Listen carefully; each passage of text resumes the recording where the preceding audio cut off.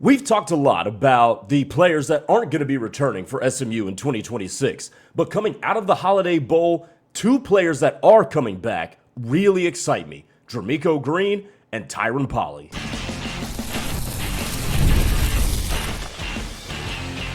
You are Locked On SMU, your daily podcast on the SMU Mustangs, part of the Locked On Podcast Network, your team every day. What's up, everybody? Welcome to Locked On SMU as we begin a fresh new week. My name is Grayson Singleton. Thanks for making us your first listen of the day, and also thanks for making the Locked On Podcast Network the #1 sports podcast network that is available. Our episode today is brought to you by our friends at Game Time. Download the Game Time app, create an account, and use code LOCKEDONCollege to get $20 off your first purchase with Game Time. Coming up on the show today, yes, we are going to talk about those two young budding superstars, but also Rhett Lashlee has started a trend that I think is really going to catapult him into the upper ranks of coaches in college football. So we'll talk about that. Plus, why I believe SMU basketball is a bona fide top 25 team this week. Talk about that as well. But let's go ahead and start with some of my other takeaways from the Holiday Bowl. And I mentioned this briefly in the wrap-up immediately following the game. If you missed that, go back on YouTube. It was posted on Friday night, late Friday night, after SMU's 24-19 victory over Arizona in the Holiday Bowl to end the season at 9-4, by the way. So another really successful year for the Mustangs. But two guys,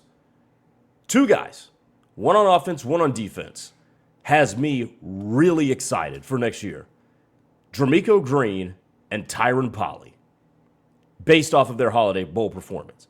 Now, Dramekco Green, we didn't see a whole lot of him this year, and he redshirted as a true freshman. That's cool. No big deal.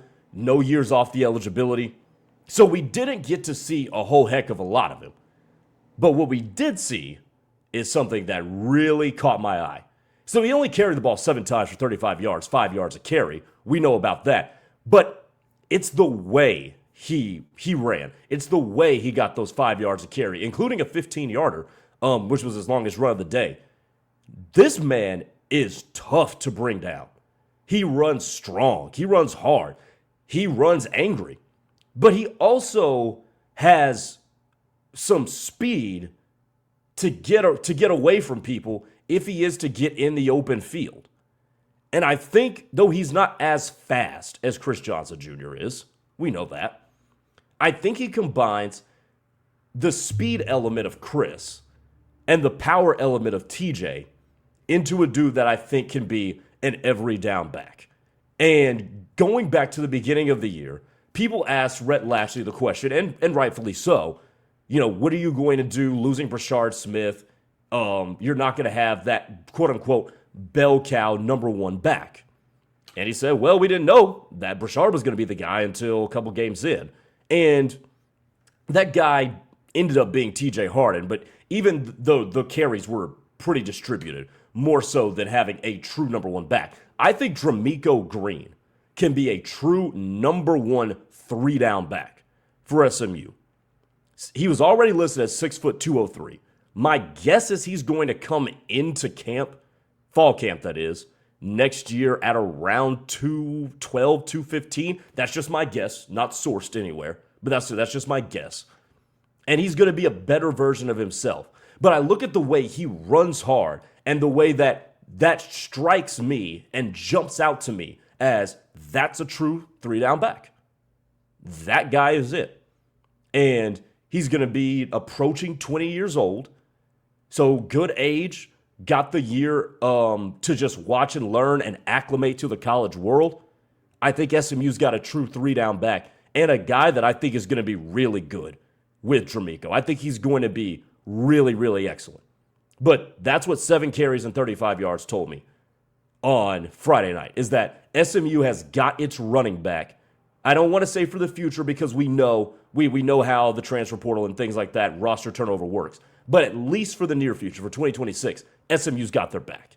Now, Tyren Polley, on the other hand, I think Tyren Polley and what he turns into is going to be more significant on that defensive side than Dramekco Green. Here's why. Because I don't want this to come off as any disrespect to Dramekco.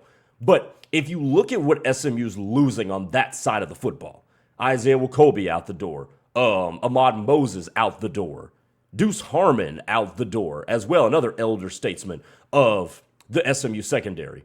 And then you lose all those dudes on the defensive line, obviously. You're going to need a playmaker, a true playmaker on the back end of that defense. Ahmad was that this year. I think Polley can be that next year. Because you're talking about a dude who is always all around the football. He's physical. He's not afraid to go in and hit somebody. He comes up and run support and does so pretty well. But he's also good at playing that center fielder role. He has great sideline to sideline speed. He's got good instincts as well. And I think he's going to be the guy that, as it sets right now, and again, we have no idea what they're going to do in the transfer portal, obviously. But as it stands right now, he is SMU's best playmaker on defense. And they're going to need it. Because how much was SMU's defense, and really their team as a whole, elevated by the playmaking ability of Ahmad Moses?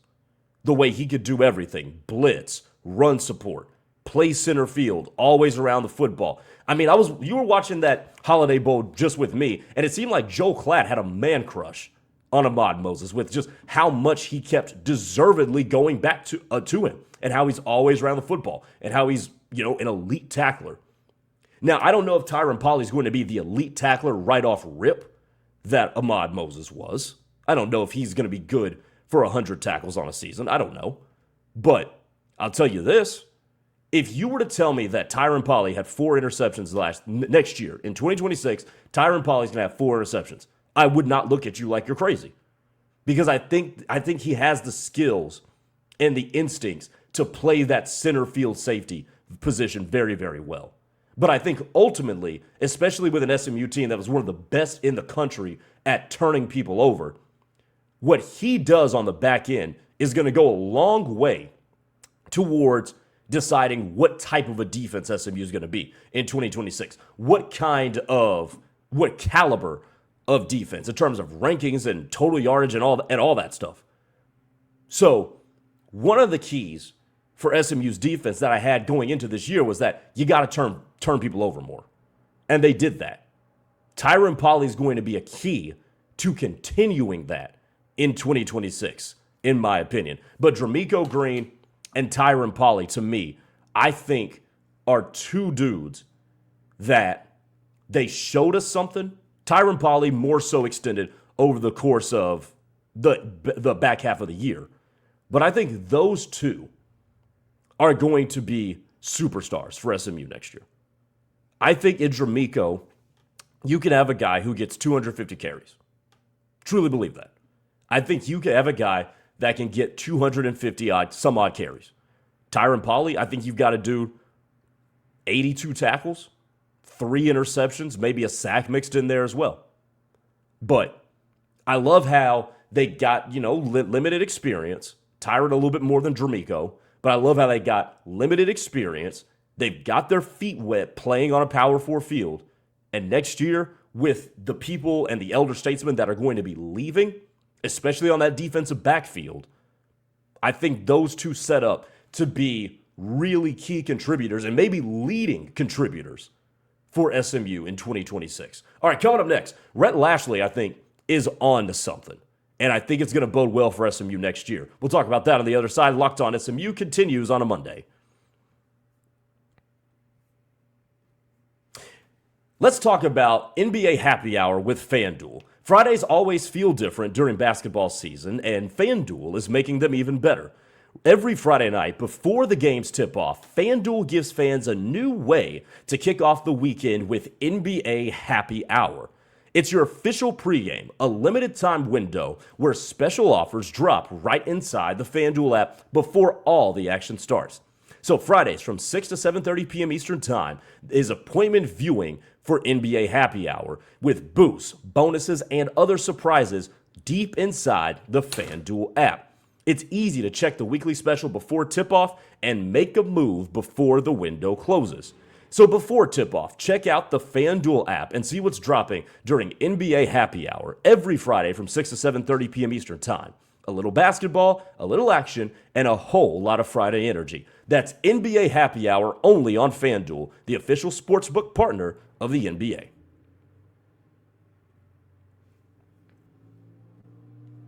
All right, back here on Locked On SMU, Grayson Singleton here with you guys. Appreciate you making us your first listen of the day. Hey, if you haven't already, go check out the brand new Everydayer Club. You get access to an audio-free feed for Locked On SMU, but that's compatible with Spotify, Apple Podcasts, or other major podcast distributors. And plus, you know what we've been talking about. You get an invite to a members-only Discord server that is rife with other Locked On listeners that make us our first listen of the day, and some of the Locked On hosts as well will hang out on there from time to time. So make sure you go to lockedonsmu.supercast.com to tap the link in the show notes to learn more. Okay, I also mentioned this right after the game in my post-game recap, and again, it's still live on YouTube or wherever you get your podcasts. But Rhett Lashlee, with multiple weeks to prepare, is starting to set a pretty comfortable trend. So, what were the games that SMU had multiple weeks to prepare this year? You had multiple weeks between the TCU and the Syracuse game. You had multiple weeks between the Boston College and the Louisville game. And then obviously you had multiple weeks between the end of the regular season and the Holiday Bowl.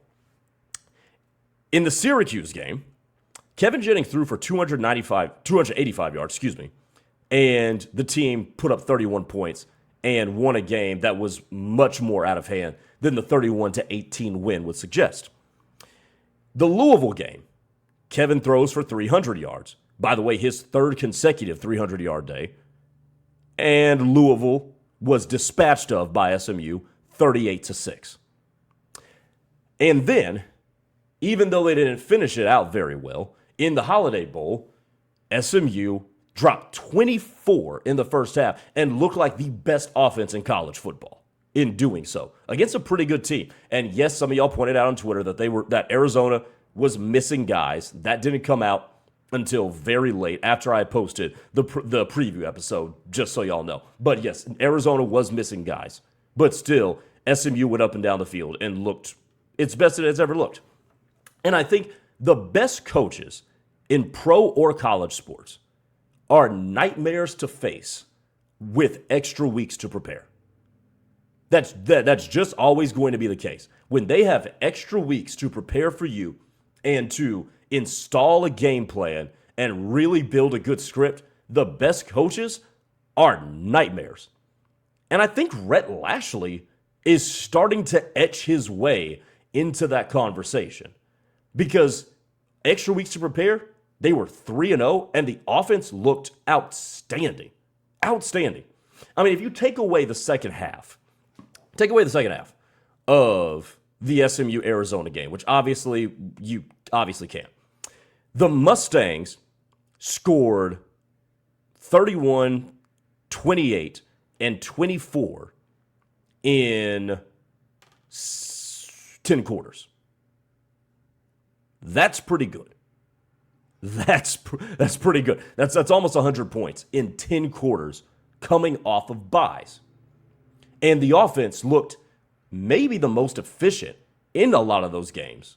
Maybe not the Syracuse game, but the Louisville and the Arizona game especially. They looked dominant on offense. So here's what we know going forward is that SMU, whoever they play off a bye, is going to be immensely prepared. They also are going to execute at a high level because it also says that Rhett and this staff, and there's probably sports science people that are involved with this too, are very efficient and detailed with what they do with the guys during those off weeks. They keep them focused, but they get them rejuvenated as well, get them healthier. And I like that. I like being detailed because the results tell me that they've been detailed. I like being detailed. I like the fact that you're able to get guys back. And then I also like the fact that the team executes off of those off weeks.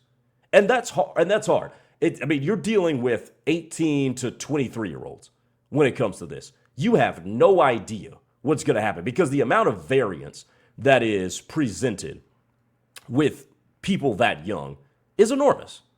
You never know what's going to happen in those games. So the fact that Rhett and the staff can do that with the college at the college level, I think is an enormous trend to keep an eye on. Now, is there a litany of data that will support this? Maybe not. Maybe not the most. It is still a relatively small sample size. But if you're going to project growth, because we project growth from players, you can also project growth from coaches as well. And if we're going to project growth, I think Rhett has found something that works. I think he's found something that works, and he's going to continue doing it until he's forced to not do it. And when that's something that works is we are dynamite on offense off of bye weeks. That's a pretty good one because you're going to have 2 bye weeks. So if you continue to be dominant off of bye weeks, that's 2 more wins. And in this day and age of college football, where you can mess up and somebody's going to mess up and the conferences are so large, 2 wins is enormous. That's a really big deal. So all in all, I will say that is a trend that as a fan, you should be very, very excited about. Now, by the way, also keep this in mind too. It's not just the offense. In those games following bye weeks, the Syracuse game, the Louisville game, and the Arizona game, Syracuse scored a bunch of late points in garbage time to get their total to 18. Louisville only scored 6 points, and I get again it was a banged up Louisville team. And then Arizona had trouble scoring the football, and most of their scoring probably could be attributed to the fact that SMU's offense did absolutely nothing in the second half. So the defense, by and large, even though you can poke holes in who the opponents were, Steve Angeli-less Syracuse team, a Miller Moss-less, and also a bunch of weapons-less Louisville team, and then an Arizona team that was missing guys in the secondary, but offensively, for what we know, were pretty healthy and whole. You can poke holes in it, yes, but they still handled their business. They still forced turnovers. They still made it a living hell to move the ball down the field against them. So it's not just offensively. Plus, I could say defenses, they're the ones that are initiating all this contact and doing all the hitting and whatnot. If they could be refreshed and be more physical and be headhunters coming out of byes, that's a big deal too. So ultimately, these Rhett Lashlee teams, at least from what they showed this year, with extra time off and extra time to prepare, can be as dialed in as ever. And they also are going to show up on game day. So that is a very promising trend heading into next year that I'm going to be paying a lot of attention toward. And we're certainly going to talk about it as we move through the schedule of next season. Coming up next, one more segment to go. The Mustangs basketball knocks off number 12 North Carolina. They are a bona fide top 25 team, and I'll tell you why to close up the show. There's nothing like college football season, and we're all sad it's over. The tailgates, the packed stadiums, and being right there in the middle of all the action. The energy with the bands and the moments you'll remember forever. But actually getting tickets, y'all know that part used to be frustrating. With the long queues, the hidden fees, logging in, prices jumping at checkout, it just sucked. But that's why Game Time gives the advantage back to the fans. It's the easiest way to unlock college football tickets at amazing prices and amazing experiences in only a few taps. The app is incredibly easy to use, and you go from browsing tickets to buying them in just minutes. And I use Game Time all the time for NBA, for college, and for baseball tickets as well. And my favorite thing about it is that I can see the field view from my seat before I even purchase the ticket. Knowing prices, including fees, up front makes the whole process easier as well. So take the guesswork out of buying college football tickets with Game Time. Download the Game Time app, create an account, and use code LOCKEDONCollege for $20 off your first purchase. Terms apply. Again, that's code LOCKEDONCollege for $20 off. Download the Game Time app today. All right, one more segment. Let's close this thing out. And you guys know I'm a huge Hoops fan, and SMU with that impressive performance knocked off North Carolina at home. By the way, I found this on Twitter earlier today that it was the first time in SMU Mustangs athletics history that both football and men's basketball on back-to-back days got ranked wins. Incredible, man. I'm telling you, SMU, I think, as an athletic program, is elevating itself. Obviously, we know about the soccer success, the volleyball success as well from this year. It's been a really good year. It's been a really good calendar year and even academic year as well, for SMU athletics. But on the basketball side of things, what we're going to focus on, and the Mustangs, I looked at this before I started recording. The Mustangs are up to 23 in the net. Now, let's clarify something, because I read through a lot of comments, and maybe I'm misinterpreting it, maybe I'm not. But let's clarify exactly how the net ranking works and why I keep referencing it, and why I use the quad wins and whatnot. So here's how this whole quad thing works, which SMU did get its first quad one win of the season with the win over North Carolina. So the net ranking is what determines the quad. It's not a subjective thing. The net rankings determine the quads. Quad 1 is a win at home over net ranking 1 through 30, a neutral win against net ranking 1 through 50, and an away win against net ranking 1 through 75. So obviously it adjusts for being at home, neutral site, and on the road. Quad 2 works in a similar way. A Quad 2 win is a win at home against 31 to 75, a neutral win 51 to 100, and an away win 76 to 135, and on and on and on. You can look at the NCAA's website. It breaks it down. So hopefully that clarifies it up, that when we say Quad 1, Quad 2, whatnot, that's not just run-of-the-mill subjections as to what I think about the team. So there's like an actual specific charting for how that works. But SMU did, in fact, get its first Quad 1 win of the season. And I think at this point, SMU is a bona fide top 25 team. I would be stunned if the Mustangs, even if it's 25, I would be stunned if the Mustangs were not ranked in the top 25 this week. They're just that good. They're one of the best offenses in college basketball. They score the basketball as good as anybody does. And I try to hold off on it just a little bit to see what it's going to look like in ACC play. And against a team like North Carolina, who has a lot of really big dudes, they match up size-wise and athleticism-wise with SMU very, very well. And the Mustangs still score the basketball.